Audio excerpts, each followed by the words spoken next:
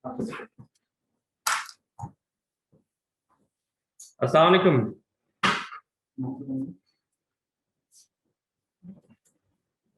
अस्सलाम वालेकुम। वालेकुम सलाम। जी आवाज आ रही है आपके पास? या आ रही है।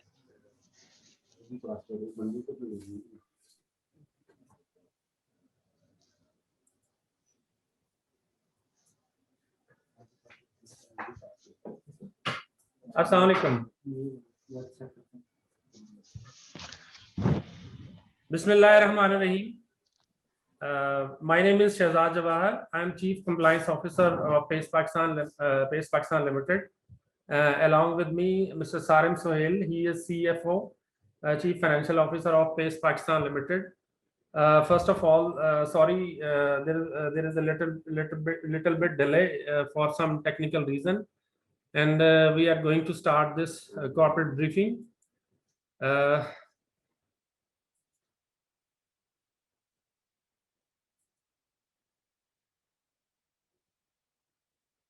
सर आप लोगों को आवाज आ रही है हमारी? हेलो जी सही है, आवाज बिल्कुल सही है। Okay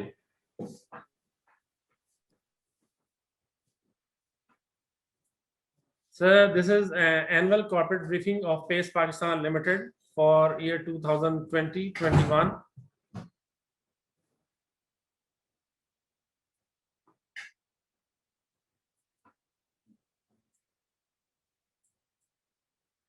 The contents of this corporate briefing are introduction, Pace projects, financial information, strategic and operational developments, and the question and answers session.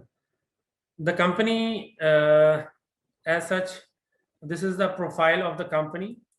Company is incorporated under Companies Ordinance 1984, and its registered office is in Lahore, and it's listed on Pakistan Stock Exchange. These are the projects of the company: Pace Gulberg, Pace Gujranwala, Pace Model Town, Pace MML Road Lahore. And these are the shopping malls, and in Gujranwala, Gujarat, and Pace Fortress Lahore. And these are this is Pace Tower located at Gulberg, Fort Lahore, and this is the front elevation of the project.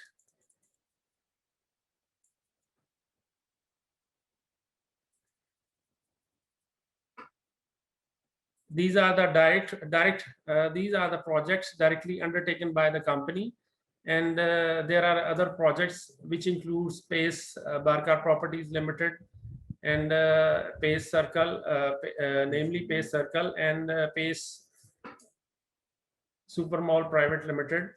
This is the financial information of the company. So I would like to request Mr. CFO to go through this financial information. So Assalamu alaikum. Let's start with the sales of the company. The sales in financial year 2020 were 244 million against a cost of 177 million. Our admin expenses were 163 million, and impairment loss amounted to 88 million due to implementation of new standard IFRS 9. Finance cost were 205 million. Main reason was change in Taiwan rate, which rose from 8% to 14%. And in the current year, we suffered an exchange loss on translation of foreign currency convertible bond amounting to 64.8 million. Our net profit for the net loss for the year was 397 million against a loss incurred in last year of 929 million.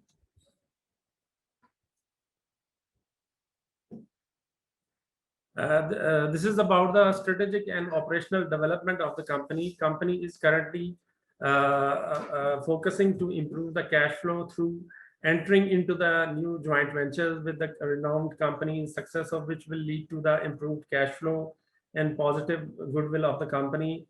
And the company has also the company has already acquired some real estate plots in the Islamabad, and the company is planning to convert these into high-rise multi-use complex. The company is planning to develop these plots into the high-rise multi-use complex, subject to approval from CEDA. And the sale of the completed projects will generate cash through improving our cash position. Another focus of the company is on debt to asset swap arrangement. Success of this will lead to decrease in the long-term liabilities and the gearing ratio. The company has successfully negotiated such deals with the National Bank, Habib Bank, Al Baraka Bank, Askari Bank, and the Pak Oman Investment Bank. And on the same pattern, the company intends to settle off its term finance certificates, and the most significant impact on the company's financial statement is exchange loss through foreign currency convertible bond. Similar to above mentioned strategies, the company is looking for a most suitable option to settle the bonds, leading to the positive impact on the company's image. Sir ये जो है जो मतलब most almost यही हमारा पास जो update है, and the same update was also provided in the director's report and the company's chairman review for the quarterly accounts. So if you have any specific question about these financials and the strategic developments, so you can ask these questions.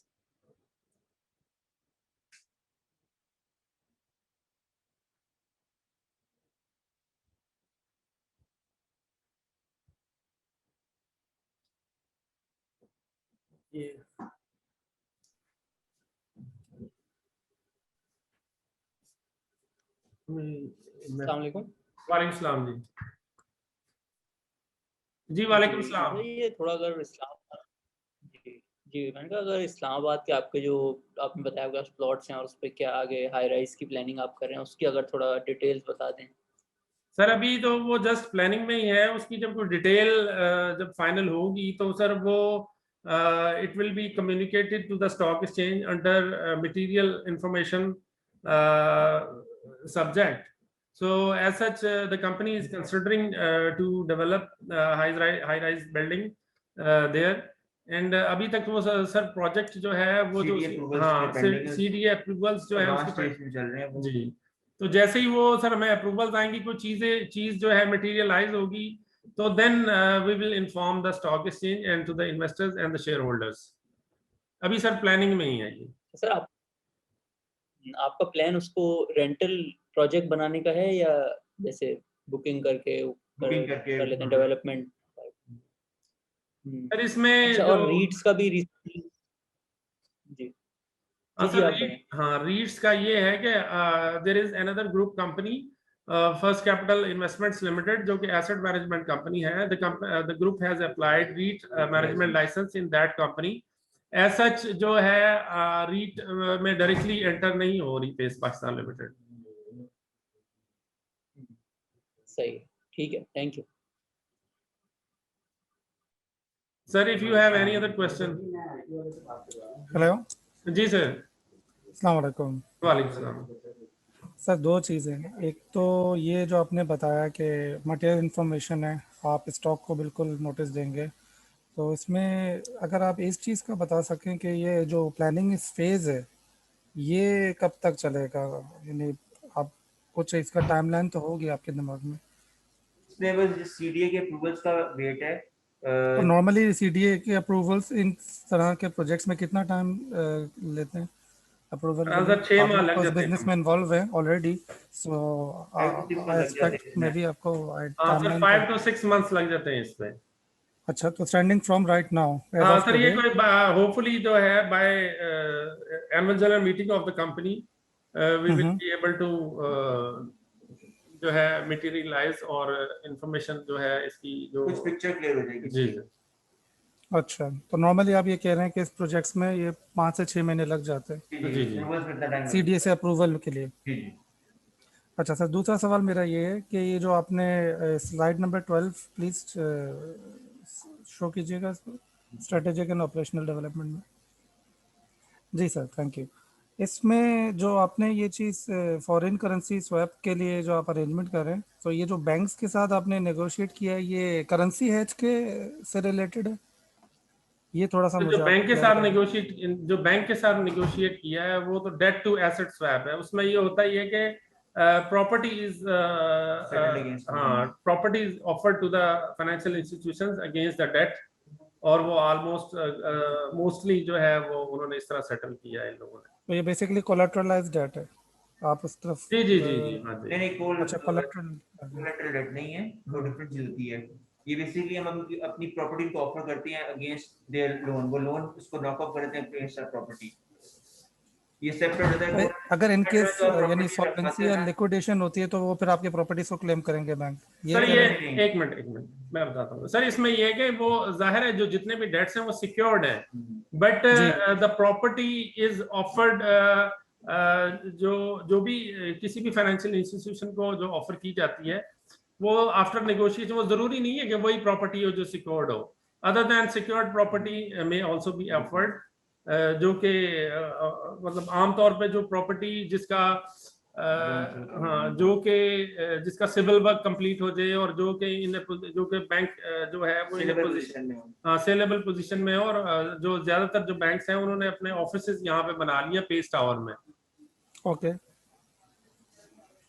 Sir, मैं बिल्कुल layman की तरफ से समझना चाह रहा था इस चीज़ को कि आपने एक प्रोजेक्ट बनाया है और वो प्रोजेक्ट बनाने के बाद आप उस प्रोजेक्ट को बैंक्स के साथ negotiate in terms of further loan के लिए कर रहे हैं सर या? नहीं, ये देखें इसमें ये लिखा हुआ है कि जी debt to asset swap. Debt का मतलब ये है कि ऑलरेडी कर्जा लिया हुआ है और उसको हम एसेट के साथ स्वैप कर रहे हैं। जो ठीक है। हमारे पास ऑलरेडी प्रॉपर्टीज हैं, बेसिकली हाँ जो principal line of the principal business of the company is to develop the real estate and to develop and sell the real estate of the real state.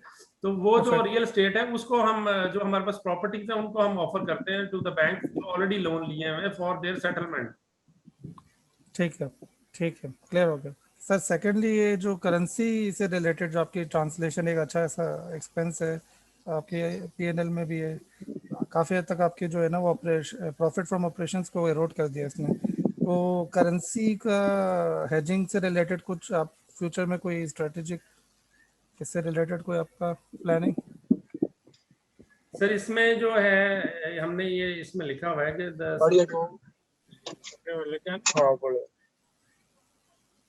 Sir इस पे जो again जो है the company is looking for a most suitable option to settle the bonds. और उस पे sir जो है ये जो बॉन्ड होल्डर है उससे निगोशिएशन चल भी रही है। तो होपफुली इन दिस ईयर और मे बी नेक्स्ट ईयर इसकी जो सेटलमेंट है इंशाल्लाह वो हो जाएगी विद द बॉन्ड होल्डर्स, ये जो डेट है। Okay, thank you sir. Sir any other question?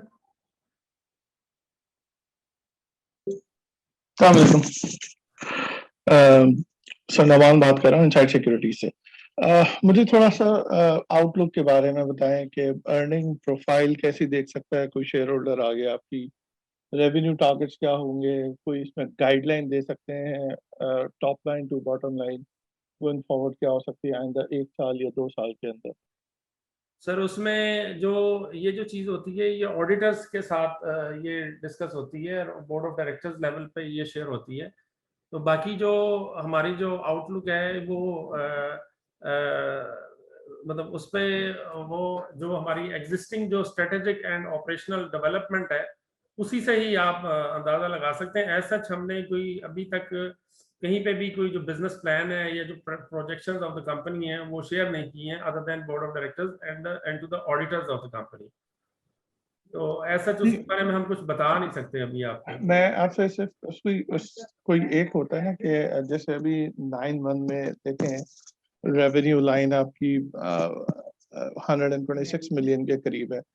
Near term में इस चीज को किस तरह कोई एज एनालिस्ट इसको देख सकता है, और एक लॉन्ग रन में कंपनी के ऑब्जेक्टिव्स क्या हैं, करना क्या चाहते हैं, वो क्लियर नहीं होता कहीं से भी बिकॉज सर ये जो कंपनी के जो ऑब्जेक्टिव्स हैं वो basically is to focus on the real estate business. And उसमें जो हमारी ये नजर आ रही चीजें कि we have in pipeline new joint ventures जो जिसकी डिटेल्स हैं वो will be shared as and when these joint ventures materialise with the stock exchange. इसके अलावा we have already acquired plots in various cities like in Islamabad, in Lahore. So we have planned to develop these projects, and then on the other side, जो हमारा the focus of the company is to pay off these debts, जो कि उसमें especially term जो हमारे जो बाकी जो डेट्स हैं वो तो ऑलमोस्ट सेटल्ड हैं. अब जो मेन है TFC और इसके अलावा कन्वर्टेबल बॉन्ड्स हैं. तो ये these TFCs and bonds will be settled inshallah within this or next year. तो उसमें भी हमने TFCs को भी प्रपोजल दी हुई है. तो सर इसी से आप जो आउटलुक है वो अंदाजा कर सकते हैं. The company is currently focusing to enhance जो इसका प्रिंसिपल लाइन ऑफ बिजनेस है, प्लस जो डेट का जो फोकस किया हुआ है, ये सब चीजें सारी इससे नजर आ सकते, इससे आप देख सकते हैं जो भी इंशाल्लाह कुछ बेहतर होने जा रहा है. अच्छा, मुझे लास्ट 2 क्वेश्चन हैं. एक चीज ये बता दें कि एग्जिस्टिंग बैलेंस शीट पोजीशन पे मजीद आपको कोई बैंक जो है वो डेट दे सकता है इस वक्त या नहीं, एक चीज. सेकंड चीज ये कि गोइंग फॉरवर्ड डेट के ऊपर आउटलुक क्या है कि ये डेट अगले 1 साल बाद कहाँ खड़ा होगा और इस पे स्ट्रेटेजी क्या है, किस तरह से इसको सेटल करेंगे, सिवाय इसके कि अपने एसेट को दे के बैंक्स को आप अपने आप को एडजस्ट करें, उसके अलावा क्या ऑप्शन है आपके पास? सर एक तो ऐसा जो शायद क्योंकि ऑलरेडी हमारे जो डेट्स हैं वो डिफॉल्ट में है, शायद नया लोन लेने का तो कोई पॉसिबिलिटी अभी तो नहीं नजर आ रही. और वो तो जो पावर है it is with the board of directors. And इस पे दूसरा सर जो डेट्स का है, जो मेन जो डेट्स हैं वो करंटली TFCs हैं और कन्वर्टेबल बॉन्ड्स हैं. तो उस पे जो TFC होल्डर्स हैं उनको already proposal was given and उस पे निगोशिएशंस अभी तक फाइनलाइज नहीं हुई है. एंड सेकेंडली सिमिलरली जो बॉन्ड्स हैं उस पे भी sir the company the management intends to settle this bonds. And but the settlement of these bonds is based on negotiation with the bond holders, and secondly जो SECP की approvals और उसके अलावा State Bank की approvals, because these bonds are expired in the tenure of the bonds is expired in 2012. तो sir ये date के हवाले से मेरे ख्याल यही काफी है. बाकी तो जब भी जो भी कोई चीज मटेरियलाइज होगी तो it will be informed to the stock exchange. Thanks a lot. Thanks a lot. Hello जी सर. मेरा नाम मुनीर है. Can you hear me? जी सर मुनीर साहब. हाँ, मेरा नाम मुनीर है. मैं ये पूछना चाह रहा हूँ, आजकल स्टॉक एक्सचेंज में जो फाइनेंशियली डाउन ट्रॉडन कंपनीज है जिनके हालात थोड़े से मुश्किल है, जो गोइंग कंसर्न टाइप की, तो उनके लिए शायद एक विंडो ऑफ अपॉर्चुनिटी खोली है राइट शेयर्स इशू करने के लिए, जिनके स्टकअप भी है पुराने मामला. तो आपकी ग्रुप कंपनीज या आपकी इस कंपनी में कोई राइट शेयर की अपॉर्चुनिटी है? क्योंकि बैंक्स तो अभी लोन का आपका थोड़ा सा मसला चल रहा है. तो ऐसा कोई, जैसे अगर आपको कोई सिक्योरिटी एक्सचेंज कमीशन आपको अलाउ कर दे राइट शेयर इशू करने के लिए फॉर द डेट स्वैप जो आप कह रहे हैं, और जो फॉरेन करेंसी के लिए भी आपको पैसा तो चाहिए होगा, extra liquidity to clear off the. ये जो राइट का है वो सर अभी तक तो कंसिडर नहीं हुआ बाय द मैनेजमेंट. तो मे बी के जो नेक्स्ट बोर्ड मीटिंग है उसमें अगर डिस्कस होता है तो देन मतलब accordingly it will be informed. मतलब अभी सर सच कोई उस पे अभी तक डिस्कस नहीं हुआ. ये उसकी भी रिक्वायरमेंट्स है सर, उसकी भी कुछ चीजें हैं. ठीक है, मुझे पता है, मुझे अंदाजा. जी. मैं ये कह रहा था, दूसरा आप लोग वाहिद 3-4 कंपनीज थी जो सलमान तासीर साहब की जिंदगी में रीट लाइसेंस आप लोगों को मिला था, वो आप लोगों ने कैपिटलाइज नहीं किया. बाकी रीट लाइसेंस नहीं सर, उसमें इस तरह है कि रीट लाइसेंस जो है वो कभी भी अभी तक ग्रुप को नहीं मिला. वो it has been applied in first capital investments, जो कि ग्रुप की जो इन्वेस्टमेंट कंपनी है जो एसेट मैनेजमेंट. जी वो मैं सुना था, वो वहाँ पे it has been applied, but as of to date जो licence is not granted to the group company. तो हाँ, बट वो पेस में नहीं अप्लाई किया हुआ सर. ठीक. Thank you. सर बहुत बहुत शुक्रिया अभी- आपका, थैंक यू। जी अभी फर्स्ट कैपिटल सिक्योरिटीज कॉर्पोरेशन की अभी मीटिंग है। जी जी हाँ जी, वो हम उसको लॉग इन करते हैं, इसको क्लोज करके। अस्सलाम वालेकुम। ठीक है, मुझे दोबारा लॉग इन करना पड़ेगा। जी जी जी जी सर, ओके सर। ठीक, thank you. Excuse me, sir.